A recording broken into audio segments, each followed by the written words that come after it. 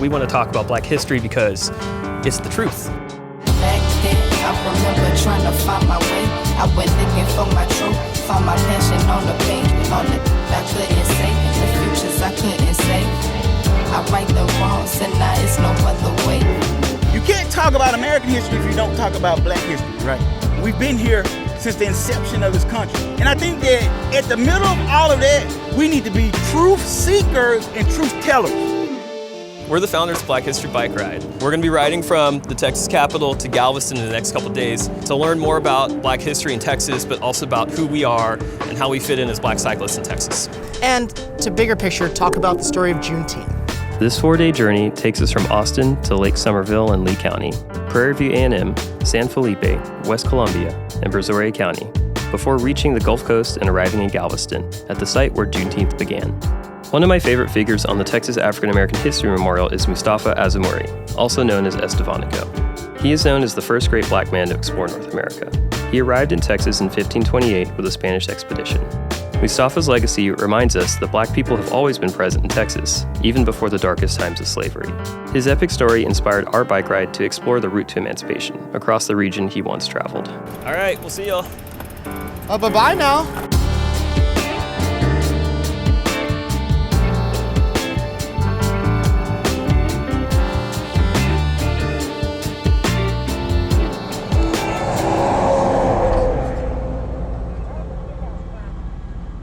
I first invited people to join me on a Black History bike ride around Juneteenth of 2020, amidst the protests in the wake of George Floyd's murder, when there was an incredible outpouring of anger and emotion in the streets.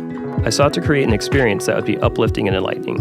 I thought a couple dozen folks would show up to that first ride, and was amazed when over 400 people came out to learn about Black history in Austin. Since that day, we've led over 40 rides, the biggest ones on Juneteenth, which marks the day in 1865 when enslaved people in Texas were finally granted their freedom, 2 years after the Emancipation Proclamation was issued.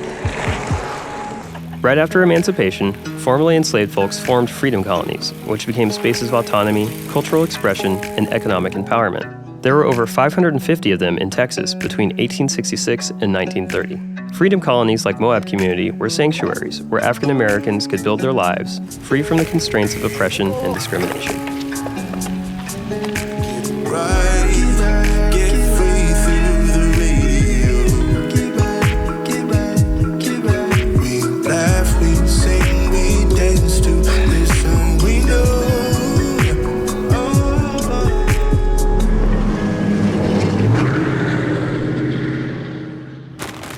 Like 1,000 calories, something, and that's a good meal.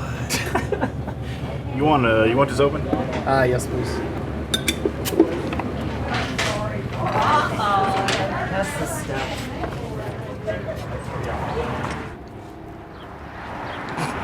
Yeah. Is that bubblegum ice cream? Yep. I swear, I don't know how anyone can live off as much candy as you do. Because of lack of gluten. Sugar and chaos, baby. Sugar and chaos.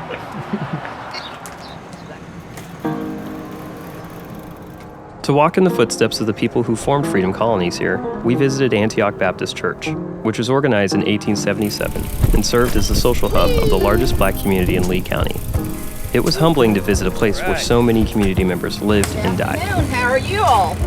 No rain today, which is nice. Yeah. As of now. As of now, yeah. Well, I've been here all my life as far as attending church here. A lifelong language arts teacher, Miss Gladys started her career when schools were racially segregated and taught through school integration, which began in the 1960s.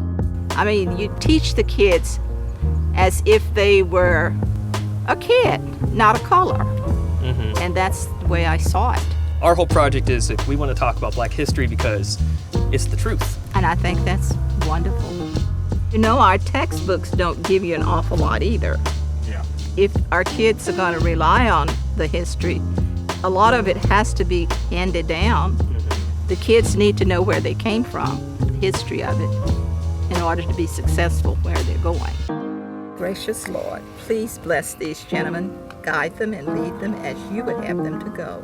Amen. Riding a bike far out in the Texas countryside is beautiful, and if you're a Black person, can be a little unsettling. We were all really glad that the three of us were together for safety as well as camaraderie. we were definitely happy to get to our camp at Lake Somerville. The gravel roads, with their loose, chunky red dirt, were absolutely incredible to ride on, but it was a hot and challenging day. That night, after a 90-mile ride, it really sunk in that we were on a long journey, and we were extremely lucky to have each other on this trip.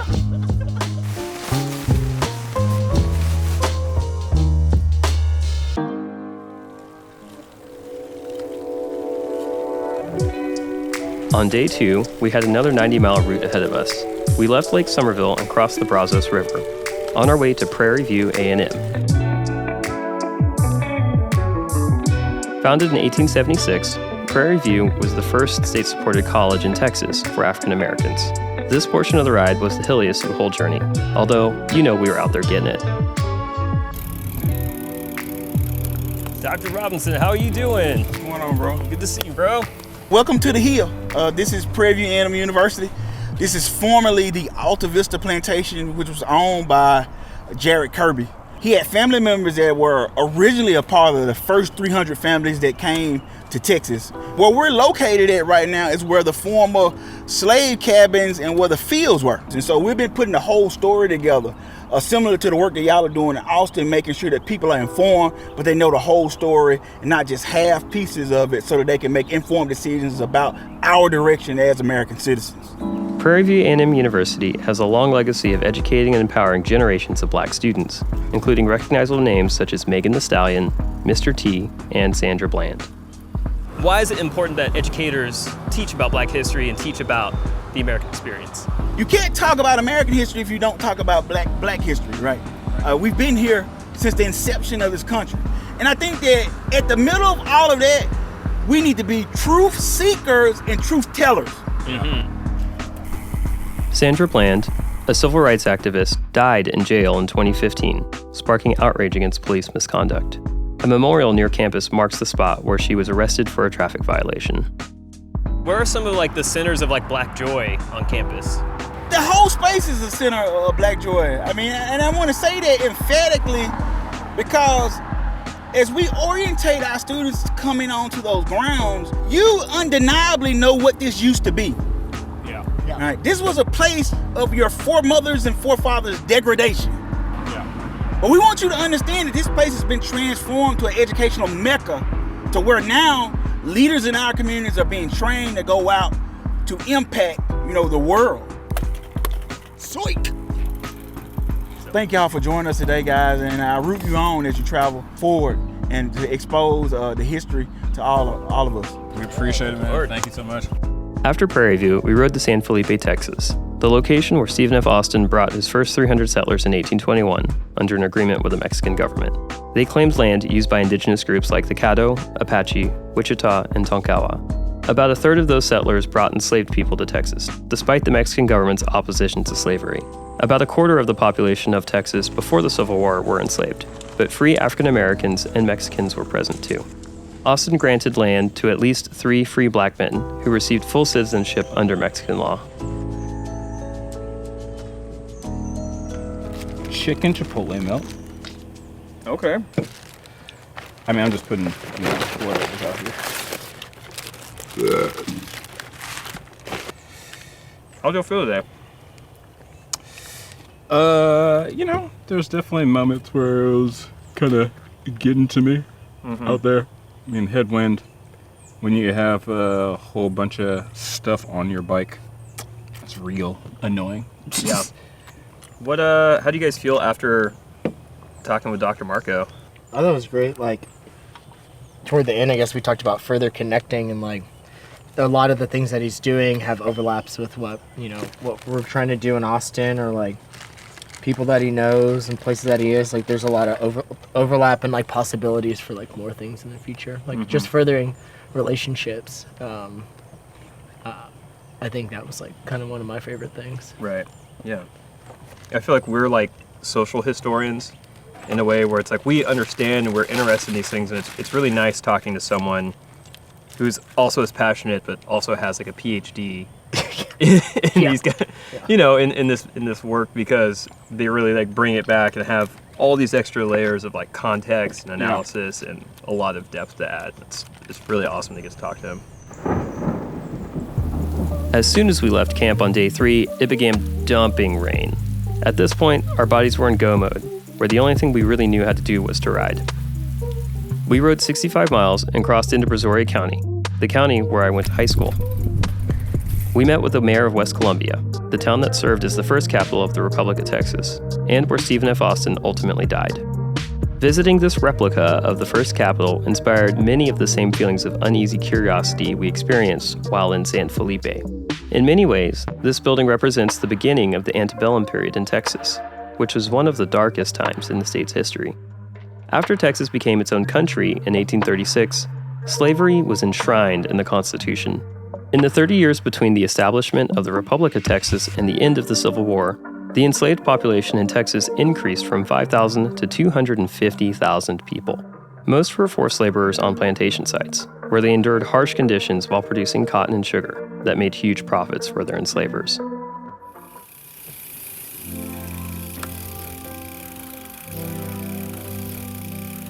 William Talib, nice to meet you. Kennedy Talib. Yeah, nice to meet you all. Arieal. Hey, nice meeting you. Nice to meet you. So can y'all tell us a little bit about the Levi Jordan plantation? Definitely. This area alone had the largest African-born population of enslaved people in America. So you got to remember, people who came into Texas came from the eastern part of the United States into this area. So where did these African-born people come? Because they were already 2-3 generations in. They were smuggled up the Brazos River. With any other good, if you make it domestically, it costs more.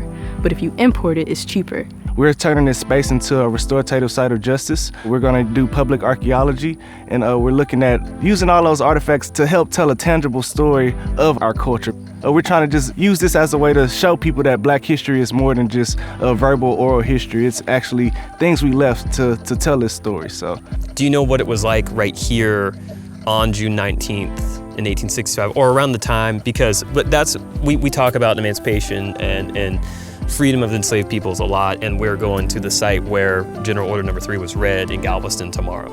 We have a letter from the Grand Wizard he sent the letter right directly to Levi Jordan saying that we've sent you ammunition for your newfound problem down in the South. And Levi Jordan's correspondence was, it wasn't an empty tree in Brazoria County, so. In your opinion, what would be the reason for them to kill these enslaved people that had been freed?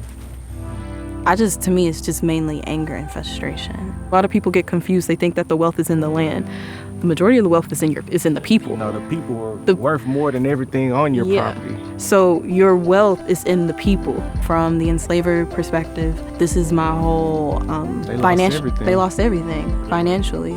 In their eyes, they lost everything. Just because I understand it doesn't mean I agree with it, but I understand why they may have been angry and why it would have went down that way. And if we can just be honest, they have a genocidal history, so. Well, I mean, yeah. So it would not have bothered them to say, well, if I can't control these people in the future, I'm going to control it right now. Definitely. I really appreciate that y'all are here.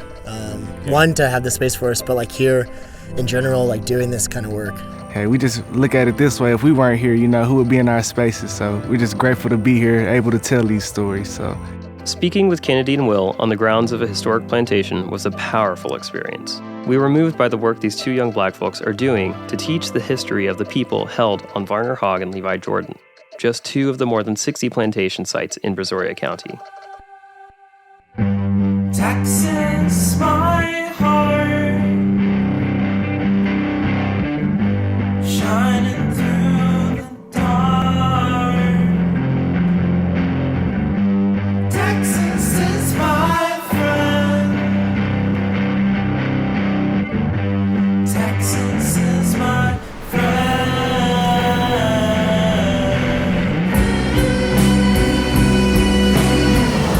Day 4 was our shortest and flattest day. There's something magical about riding your bike all day and then realizing that you're breathing in the dense, humid ocean air. Finally seeing the Gulf Coast after days of riding from the hill country of Central Texas almost makes you want to cry with joy. About 10 miles from the finish, it started raining again, and by the time we got to Galveston, the streets were actually flooding. Cheers. Cheers. Cheers. Cheers. Despite the downpour, we made it to the birthplace of Juneteenth.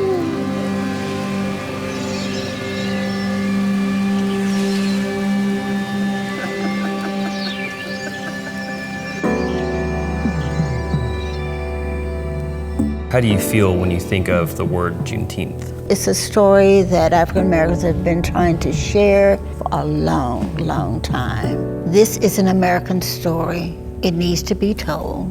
How do you feel about Juneteenth being a federal holiday? I think in the last 2 years, we probably have shared more information than we've shared in the last 400 years. I'm happy that the world knows about Juneteenth. We know about Galveston.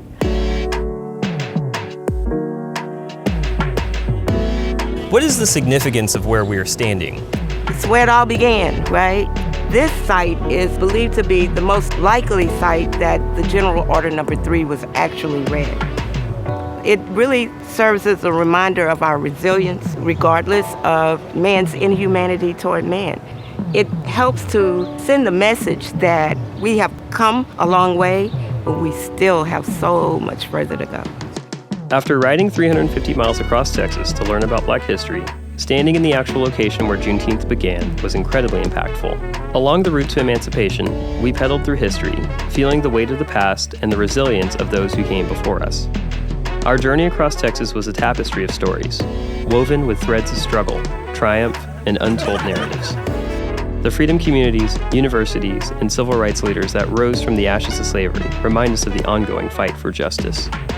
In a way, the heavy rain on this ride reminded us that no matter how hard we work, we have to work harder against the forces we can't control to make the dream of equality a reality. Only with an awareness of our history can we build a better future together. That's why we ride bikes and talk about Black history.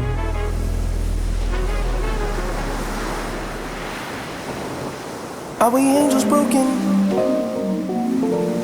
I'm already chosen, I can be hopeless. My shoulders can't hold up the weight of my wings. That's how I know why the cage birds sing. The cause of speaking your mind, it still ain't cheap. We outreach to fly and we still ain't free. Exile from the skies that we still can't reach. Daydream cause we still ain't sleeping. We in these classrooms, teachers still on teaching. On the corner, quick trip to the precinct. Are you listening or is it to the choir I'm preaching? Here's the reason, I gotta get my wings and not just for breathing. I'm worth more than gold, how I'm shackled at my feet. This ain't no fit life for a king nor a queen. When they care more about how I'm pledging my allegiance, better care about how I'm growing every season. I wear a chain for the names that they ain't seeking justice for. We tryna keep us all breathing. This a touchy subject, how I ease it. Ain't a pretty way though, long as it's life keep losing meaning. I find light in these rhymes, it's like I breathe it. This thought that my heart could be with. Can I find my way? Can I find my way back home? When I'm as fragile as these bones, but my soul can break the chains. My wings can fly me home.